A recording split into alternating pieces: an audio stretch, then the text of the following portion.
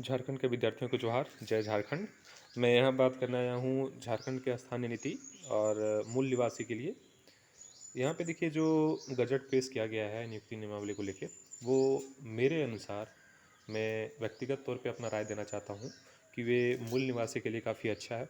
बात रही एक दो पॉइंट की यहाँ पे जिसके विरोध आवाज़ उठ रहा है, वो है सब्जेक्ट। एक हो गया हिंदी सब्जेक्ट जो है उसको क्षेत्रीय लैंग्वेज से हटा दिया गया है, इंग्लिश लैंग्वेज को हटा दिया गया है, संस्कृत लैंग्वेज को हटा दिया गया है। इसके लिए बहुत सारे मंत्री और स्टूडेंट लोग बोल रहे हैं कि हिंदी क्षेत्रीय भाषा है, हिंदी को कैसे हटा दिया गया। तो मैं साफ कर देना चाहता हूँ कि हिंदी हटा नहीं है, हिंदी का भी एग्ज़ाम होगा, लेकिन मूलवासी के लिए यहाँ भी 12 लैंग्वेज हैं और 9 थे पहले, 3 ऐड कर दिया गया है, तो 12 मान के चलते हैं, 12 लैंग्वेज है जिसको आपको पढ़ना पड़ेगा, जिसको आपको समझना पड़ेगा। एक झारखंडी कहलाने के लिए उनके लिए एग्ज़ाम दिया जाएगा जो पेपर 2 में एग्ज़ाम होगा और वो मेरिट में ऐड होगा। हिंदी है, ये सिर्फ है क्वालिफाइंग एग्ज़ाम होगा इसका। और तो पहला जो पॉइंट था जिसके अगेंस्ट विरोध हो रहा था वो तो ख़त्म हो गया कि हिंदी है, क्योंकि यहाँ का क्षेत्रीय अगर लैंग्वेज देखें तो उन पे अगर मेरिट बन रहा है तो ये कहीं गलत नहीं है। तो इसके अगेंस्ट जो भी स्टूडेंट आवाज़ उठा रहे हैं तो मैं साफ कहूँगा कि वो गलत कर रहे हैं। हिंदी अगर है तो हिंदी का एग्ज़ाम लिया जा रहा है, ऐसा नहीं कि नहीं लिया जा रहा है, लेकिन मेरिट बनने के लिए आपको यहाँ का होना चाहिए, यहाँ का क्षेत्रीय लैंग्वेज आपको पता होना चाहिए, क्योंकि काम आपको यहीं पे करना है। तो पहला तो ख़त्म है। दूसरा है कि जनरल लोग को यहाँ रिजर्वेशन नहीं दिया गया है, तो उसमें भी देखिए मेरा साफ कहना है कि जितना भी कैटेगरी है, जैसे हो गया आपका ईडब्ल्यूएस हो गया, ओबीसी हो गया, एससी एसटी हो गया, तो यहाँ हेमंत सोरेन ने साफ कहा है कि जितने भी रिजर्व वाले हैं उन लोगों को मूल निवासी का दर्जा और आरक्षण मिल रहा है। लेकिन यहाँ बात आ जाता है जनरल वाले का। तो जनरल वाले का ये बात है कि 10 और 12 वगैरह बाहर से किए हैं, तो आपको यहाँ का जो है मूल निवासी का और रिजर्वेशन जो है ईडब्ल्यूएस ओबीसी एसटी का सर्टिफिकेट दिखाना पड़ेगा, तो आप यहाँ एग्ज़ाम दे सकते हैं।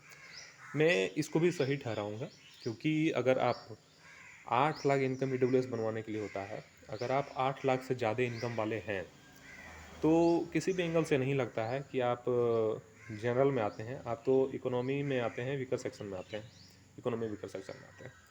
तो साफ़ है कि अगर आप इस सेक्शन में आते हैं तो ईडब्ल्यूएस का सर्टिफिकेट आपके पास होना चाहिए और होगा, और आप फॉर्म डाल सकते हैं। तो जो आवाज़ उठ रहा है कि 10-12 बाहर से किए हैं वो यहाँ नहीं डाल सकेंगे फॉर्म, तो ये काफ़ी गलत है। और मैं साफ ये भी कह देना चाहता हूँ कि ये सिर्फ बाहरियों का काम है जो झारखंडी नहीं है, फर्जी तरह से वो परिमाण पत्र बना लेते हैं, आवासीय बना लेते हैं, उनको इस बार चांस नहीं मिल रहा है, क्योंकि यहाँ क्षेत्रीय लैंग्वेज ऐड कर दिया गया है।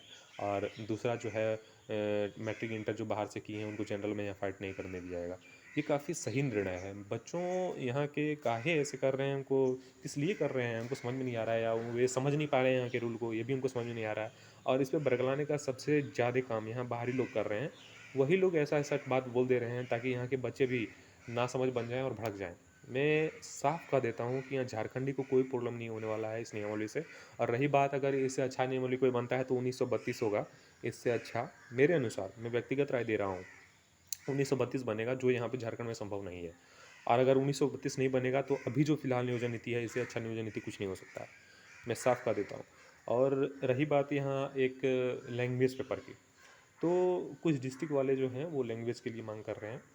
तो अगर सरकार चाहे तो सिर्फ उसी डिस्ट्रिक्ट से, जो डिस्ट्रिक्ट में मांग हो रहा है उसी डिस्ट्रिक्ट के लिए वो लैंग्वेज ऐड कर दें। और ऐड कर देने के बाद क्या होगा ये भी मैं बता देता हूँ कि अगर उस डिस्ट्रिक्ट में अगर वो लैंग्वेज ऐड हो जाता है तो बाहरी जितना भी है सिर्फ उसी डिस्ट्रिक्ट में आएंगे, और इससे हानि किनको होगा, सिर्फ उसी डिस्ट्रिक्ट वाले को। तो आप लोग सचेत हो जाएं और जो इधर है फिजूल की बातें हैं वो करना बंद कर दें, क्योंकि बाहरी अगर आएंगे तो आपके ज़िला में आएंगे, और आपके ज़िला में आएंगे तो कंपटीशन वहाँ बढ़ ही जाएगा। और इसलिए जो लैंग्वेज है सरकार सोच समझ के अपनाई है, और उसी पे थोड़ा मेहनत करें। उसको आप जानते हैं आपका क्षेत्रीय लैंग्वेज पे है, भले आप नहीं बोलते हैं लेकिन उन पर पकड़ जरूर होगा आपका, कहीं ना कहीं सुनते ही होंगे उस तरह की बातें। इसलिए उस पर अमल करें और जो बना है उसका स्वागत करें, क्योंकि वैकेंसी काफ़ी दिनों से यहाँ नहीं आई है, और अगर आप लोग इस तरह करते रहेंगे तो यह वैकेंसी और 5 साल अभी रुक जाएगा, क्योंकि इससे बढ़िया नियोजन नीति हम नहीं मान रहे हैं कि और कुछ हो सकता है। अरे बीजेपी तो 11-13 जिला झारखंड को बांट दिया था, तब यहाँ पे वैकेंसी कुछ यहाँ कुछ नहीं हुआ था। तो आप लोग इसके अगेंस्ट में आवाज़ ना उठाएं, यही आप लोग के लिए बेहतर और यहाँ के छात्रों के लिए बेहतर होगा। यहाँ के छात्र नेता से सबसे रिक्वेस्ट है कि इनका स्वागत करें और सरकार पर दबाव बनाएं कि जल्दी से जल्दी न्यू वैकेंसी दें और स्टूडेंट का नियुक्ति यहाँ करें।